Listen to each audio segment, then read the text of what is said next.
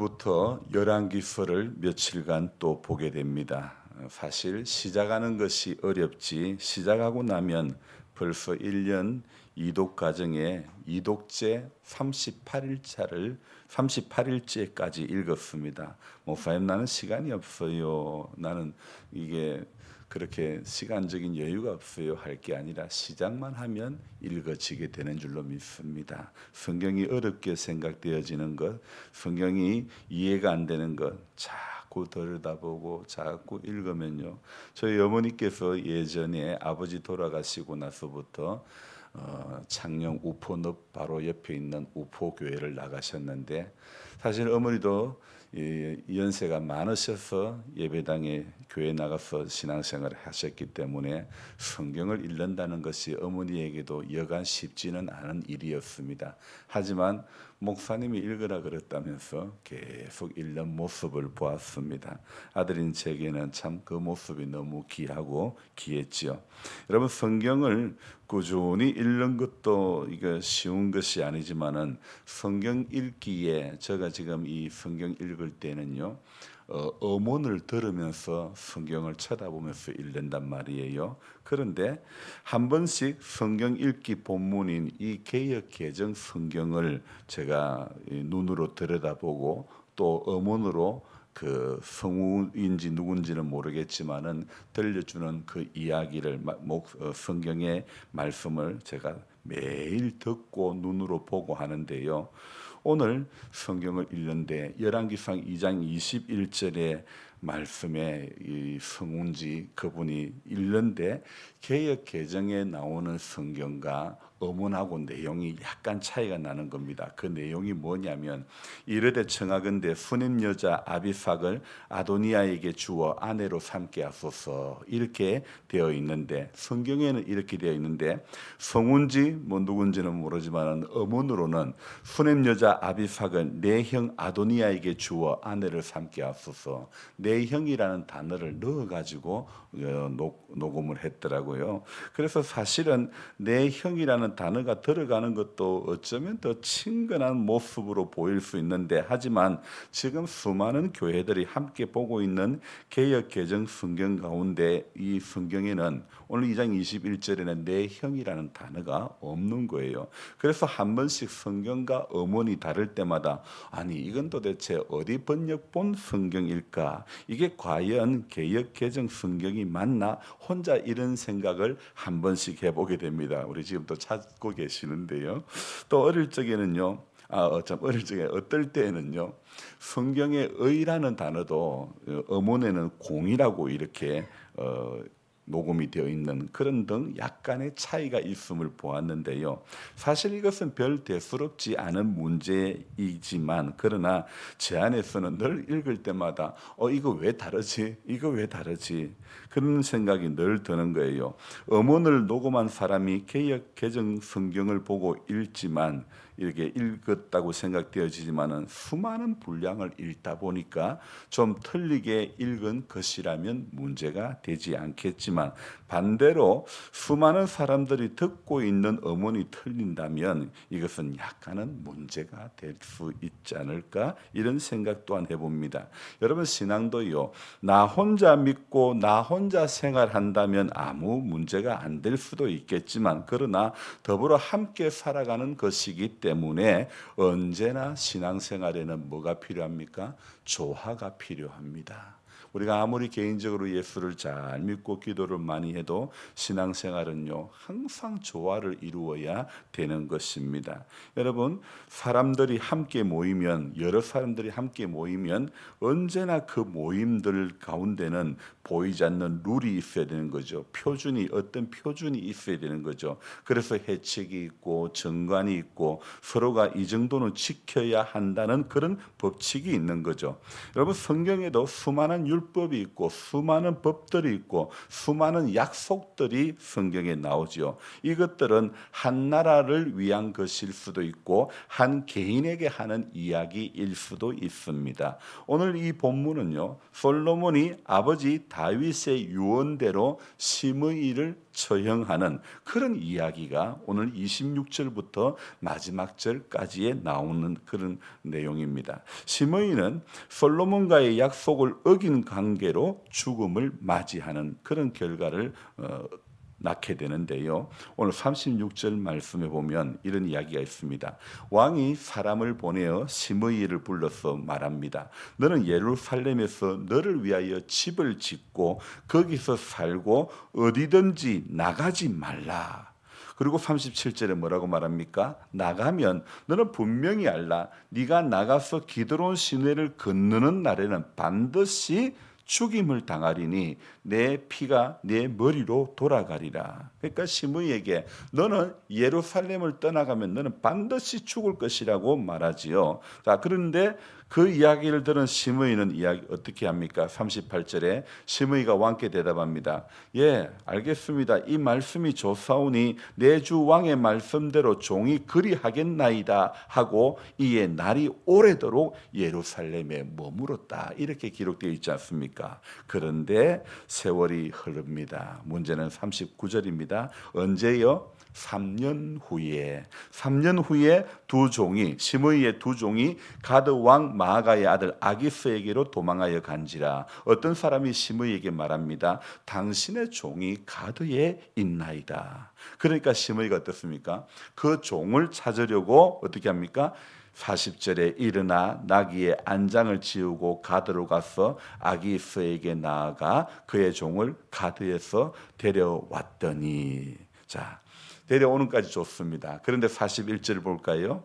시므이가 예루살렘에서부터 가드에 갔다가 돌아온 일을 어떤 사람이 누구에게요? 솔로몬에게 말한지라. 먼저 우리 36절과 7절에 너 예루살렘 떠나지 말라. 여기서 집 짓고 살고 떠나지 말라. 네가 만약에 기드론 시내를 건너는 날에는 너는 반드시 죽는다. 이야기를 했고 왕의 말이 옳습니다. 좋습니다. 내 왕의 말대로 그렇게 하겠습니다. 본인도 다짐을 하고 약속을 하지 않았습니까? 그런데 어떻습니까? 결론은 46절입니다. 솔로몬이 그 소식을 듣고 46절에 버나야를 이렇게 명령해서 시므이를 치게 되어서 시므이가 그의 죽은지라 이렇게 끝납니다. 오늘 이 이야기를요 네 부분으로 한번 나누어서 제가 다시 한번 말씀을 드리면 시므이에게 너 이거 떠나지 마라. 너 예루살렘을 떠나지 말라. 이렇게 솔로몬이 경고를 하죠. 그리고 왕의 명령을 어기고 종이 도망갔다는 것 때문에 왕의 명령을 어기는 시므이가 나오고 그 다음에 무엇입니까? 솔로몬의 신문 그리고 시므이가 죽임을 당하는 그런 네 개로 구분을 해볼 수 있는 거죠. 먼저 이 시므이 이야기는요. 여기에서 처음 나온 이야기가 아니라는 것입니다. 바로 아버지 다윗대로 거슬러 올라가야 되는 것입니다. 시므이는 압살론의 그 반란에 쫓겨 이 다윗이 도망갈 때에 어떤 일을 했냐면요.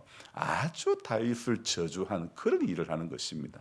다윗이 도망갈 때 안 그래도 정말 자식의 반란에 누구한테 말 못하고 정말 가슴 아픈 그런 피난을 가고 있는데 이 시므이라는 사람이 아주 몹쓸 저주를 하는 겁니다. 그렇게 했는가 하면 압살롬의 영모가 진압이 되고 다윗이 다시 황궁할 때 왕궁으로 돌아올 때 요단강에서 다윗을 어떻게 하느냐 아주 너무도 열렬히 환영을 하는 그런 너무도 기회주의적인 그런 행동을 이 시므이가 하는 것입니다. 다윗은 그때 정말 이 국력이 이렇게 어떤 분열된 그 상황을 이렇게 규합하기 위해서 시므이의 잘잘못을 그때 묻지 않습니다. 용서해 주십니다. 하지만 솔로몬에게는 그를 죽이라고 유언을 합니다. 그 이유는 바로 시므이의 영향력 때문에 그를 죽이라 이야기합니다. 사실 이 시므이는요 누구 어디 소속의 사람이냐면 베냐민 지파의 소속입니다. 여러분 베냐민 지파라면 베냐민 지파의 가장 유력자가 누굽니까? 바로 초대왕 사울 아닙니까? 그래서 사울 왕 계열의 사람이란 말입니다. 그래서 다윗을 맞이할 때 사람들을 1000명이나 데리고 나올 정도로 지파 사람들에게 막강한 영향력을 끼치는 지는 힘이 있는 그 막강한 영향력을 행사할 수 있는 집사님 저를 보세요. 성경 읽지 마시고 제 이야기만 잘 들으면 돼요. 이 시므이라는 사람은요 힘이 있는 사람이에요. 사람을 동원할 수 있고 힘이 있는 초대 왕의 계열의 사람이다 보니까 힘이 있는 사람이에요. 그러니까 이 실력 행사를 할 수 있는 그런 사람인데 왕이 사람을 보내어 시므이를 불러서 이르되 너는 예루살렘을 떠나지 말고 거기서 집을 짓고 거기서 살고 여기서 나가지 말라. 시므이를 향한 솔로몬의 조건은 일종이요 가택 연금과 같은 것입니다. 너는 여기 나가면 안 된다. 왜냐하면 이 힘 있는 이 어떤 실력을 사람을 동원할 수 있고 이런 사람이 어디에 나간다면 이것은 아무래도 이 솔로몬의 정치하는 그 가운데 많은 어려움을 줄 수도 있기 때문이겠죠. 그래서 시므이는 베냐민 지파 사울 왕 계열의 사람으로 솔로몬 왕국에는요 아주 큰 위험 인물이 될 수가 있기 때문이죠. 그래서 솔로몬은 그의 주거 지역을 예루살렘으로 한정해서 너 여 밖으로 나가지 마라 이렇게 이야기했던 것이죠. 그러다 그 당시에는 또 예루살렘이라는 동네가 그다지 크지가 않아서 감시하는 것도 쉽게 수월하게 할 수 있었던 것입니다. 그런데 가택 연금이 된 지 3년째 종이 도망을 가니까 나귀를 타고 가드왕 아기스에게로 가서 종들을 찾아 다시 돌아오는 것. 바로 이 부분에서 우리는 시므이의 영향력이 얼마나 큰 것인지를 알 수 있죠. 가드는 블레셋 5성읍 중에서 가장 큰 성읍, 주요 성읍입니다. 그곳의 왕인 아기스를 이렇게 만나서 자신의 목적 도망간 그 두 종을 데려오는 것. 왕을 만나서 도망간 두 종을 데려온다는 것은 그 가드의 왕 아기스를 만나가지고 아유 아기스 왕이요 내 종이 둘이 도망갔는데 왕 좀 찾아주세요. 왕에게 직접 부탁하고 만나서 해결할 정도라면 아주 뭐 영향력이 있는 사람이죠. 그래서 이렇게 어떤 사람이 시므이가 예루살렘에서 가드로 갔다가 돌아왔다 이 이야기를 듣고는 솔로몬은 그를 살려둘 수가 없었던 것입니다. 적국의 왕과도 친분이 있고 또 요 주위 인물이기 때문에 처형할 수밖에 없었던 것이죠. 솔로몬은 아버지의 유언을 그제서 이해를 했던 것입니다. 41절 끝을 한번 볼까요? 돌아온 이를 어떤 사람이 솔로몬에게 말한지라. 시므이의 동향을 즉각 보고하는 것입니다. 이것은 시므이가 3년 내내 감시를 당하고 있는 요 주위 인물이었던 것이죠. 자, 44절 봅시다. 왕이 또 시므이에게 이르되 내가 내 마음으로 하는 모든 악 곧 내 아버지에게 행한 바를 네가 스스로 안 하니 여호와께서 내 악을 내 머리로 돌려보내시리라. 시므이가 솔로몬의 아버지 다윗에게 저지른 그 악한 것, 압살롬에게 쫓겨갈 때 다윗이 쫓겨갈 때 정말 독한 말로 저주를 했는데 어떻게 저주를 해도 그런 말을 할 수가 있습니까? 심지어 돌을 던지고 뭐 반란군이 진압되어 돌아올 때는 뭐 이게 또 언제 그랬냐듯이 사람이 180도 바뀌는 거예요. 그런데 다윗은 그것을 용서해 주는 것입니다. 하지만요, 다윗만 용서한 것이 아니라 솔로몬도 시므이를 용서해 준 바가 있습니다. 3년 전에 그에게 경고했죠. 너 기드론 시내는 건너지 말라. 여기 집을 짓고 살아도 기드론 시내를 건너면 너는 반드시 죽임을 당한다. 실은 그때 솔로몬은 아버지 다윗의 유언대로 시므이를 죽일 수도 있었는데도 살려준 것입니다. 그렇다면 적어도요 시므이는 3번의 기회가 있었습니다. 다윗에게 2번 용서받았던 기회가 있죠. 솔로몬에게 한 번 또 용서를 받았죠. 그렇게 용서를 받았는데도 불구하고 오늘 시므이는 여전히 돌이키지 않는 것입니다. 결국 오늘 기드론 시내를 건너면 죽임을 당한다는 이 37절의 말씀이 엄연히 주어졌음에도 불구하고 아니 종 2명 도망갔는데 이 건너면 자기가 죽는다는데도 그 말에 귀를 기울이지 못하고 결국은 종 2명 찾으러 갔다가 시므이는 최후를 맞이하고 말았던 것입니다. 그래서 솔로몬은 여호와께서 네 악을 네 머리로 돌려보내시리라 이 말로 시므이의 삶을 정리하는 거죠. 그리고 곧 바로 시므이가 악한 행동에 대해 하나님이 벌을 내리신 것으로 시므이를 처형하는 것을 정당한 것을 강조하는 그런 모습을 볼 수가 있는 거죠. 여러분, 한 번의 기회가 주어졌을 때 즉각 알아듣고 자신의 삶을 돌이키는 사람이 있습니다. 그러나 2번, 3번의 기회가 주어졌음에도 불구하고 돌이키지 않는 사람도 있습니다. 하나님은요, 사람들을 즉각 징계하기를 원치 않았습니다. 왜요? 사랑의 하나님이시기 때문이죠. 예수님도 자신을 판 가룟 유다에게 몇 번의 기회를 주십니다. 우리들도 마찬가지입니다. 잠언에 있는 말씀을 한번 기억해 보십시오. 어떤 길은 사람이 보기에는 필경 바르나 무엇이라고요? 사망이라. 사망의 길이다. 사람 보기에는 바르나 그러나 필경 사망의 길이다. 자기가 생각하는 것이 맞는 것이 바른 길이 결코 아닙니다, 여러분. 어떤 길이 바른 길이고 어떤 길이 맞는 길이냐? 성경이 보여주는 길이 맞는 길이고 바른 길이고 성경이 들려주는 길이 맞는 길이고 바른 길인 것입니다. 어제 장로님 댁에 IP 카메라를 설치하고 연결하는데 아무리 연결해도 연결이 안 되는 거예요. 윤 집사님은 맞다고 생각해서 연결을 수도 없이 했는데 날은 덥고 연결이 안 되는 거예요.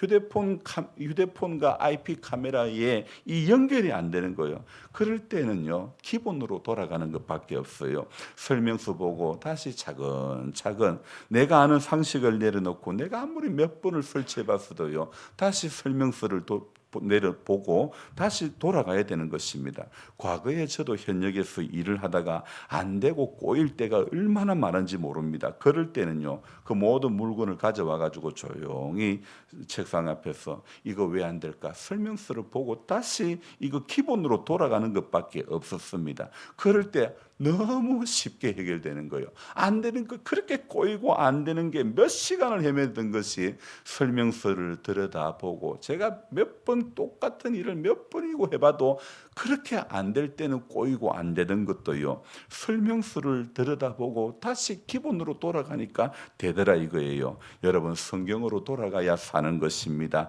기도해야 사는 것입니다. 돌이켜야 될 때 돌이켜야 되고 회개해야 될 때 회개해야 사는 것인 줄로 믿습니다. 인생의 방향을 수정해 주기 때문에 회개는 인생에게 한없는 기회가 되는 줄로 믿습니다. 만약 회개 없이 계속 가다 보면 우리도 시므이처럼 언젠가는 파멸을 당할 수밖에 없다는 것입니다. 그래서 그날 주어진 말씀이 바로 나를 향해 주시는 하나님의 말씀이라고 생각하고 다른 사람을 위한 것으로 보는 것이 아니라 정말 나를 살리기 위한 말씀으로 오늘도 우리는 생각을 해야 되는 것입니다. 하나님은 인자와 자비가 많으시고 노하기를 더디하시는 분이십니다. 하지만 죄는 미워하시고 그것에 대한 대가는 반드시 물으시는 하나님이십니다. 그 전에 또한 하나님은 기회를 주시는 하나님. 그래서 오늘도 기회 주시는 하나님의 음성을 꼭 듣고 하나님께서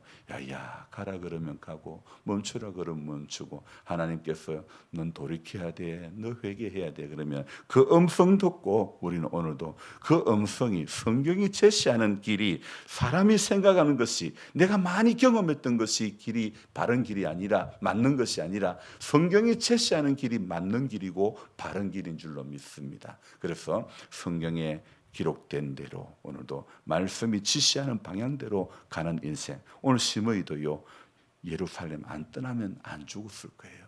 근데 3년쯤 지나니까 그만 잊어버리고 말았던 겁니다. 여러분 세월 앞에 장사 없다고 다 까먹기가 쉽고 잊어버리기가 쉬운데요. 그러나 다른 것 다 잊어버려도 하나님이 약속하고 있는 말씀은 절대 잊어버리지 마시기 바랍니다. 그래서 하나님의 약속하신 말씀만 붙잡고 가면 반드시 이기게 될 줄로 믿습니다. 약속은요, 하나님의 약속은요, 오늘 다르고 내일 다르고 올해 다르고 내년 다른 것이 아닙니다. 하나님의 약속은 언제나 한결같습니다. 언제나 정확한 겁니다. 언제나 바르고 언제나 맞는 것이기 때문에, 언제나 옳은 것이고 언제나 선한 것이기 때문에 오늘도 약속만 굳게 붙잡고 달려가시기를 주의 이름으로 축복합니다. 기도하겠습니다.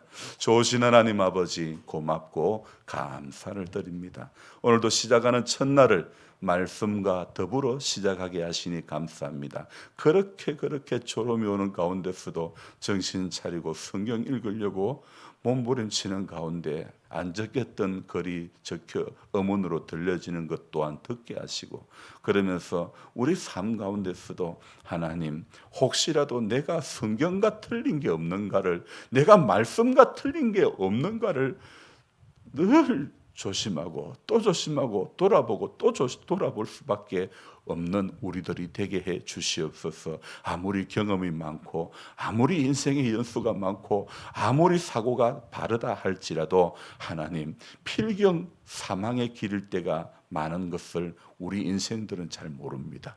사람이 자기가 보기에는 맞다고 아무리 확신을 해도 하나님 보시기에 맞아야 맞는 것이고, 하나님 보시기에 옳아야 옳은 것이고, 하나님 보시기에 바르야 바른 길이 되는 줄로 믿습니다. 그래서 오늘도 말씀이 우리에게 들려주는 대로, 말씀이 우리에게 보여주는 대로 하나님 꼭 그렇게 살아갈 수 있도록, 힘들어도 꼭 그렇게 몸부림치고 애쓸 수 있는 모두가 되게 해 주시옵소서. 연로하여 연약한 가운데 있는 한 분 한 분을 다 붙잡아 주셔서 주의 강건케 하심을, 주의 치유하심을 경험케 하여 주시옵소서. 약속 믿고 굳게 설 때에 하나님이 나를 이렇게 고쳐주셨다 간증할 수 있는 그런 삶이 되도록, 그런 믿음이 되도록 주님 도와 주시옵소서. 감사를 드리며 예수님의 이름으로 기도드리옵나이다. 아멘.